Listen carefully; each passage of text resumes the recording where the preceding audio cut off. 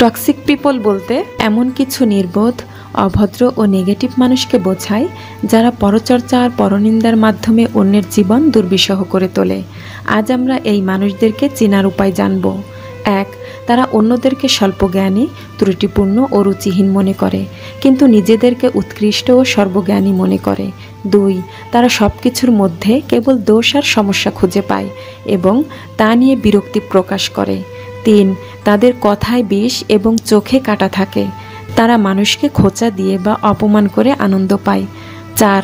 তারা অন্য মানুষের শিক্ষা, রুচি, পোশাক, এমনকি শারীরিক আকৃতি নিয়েও ব্যঙ্গ করে। 5.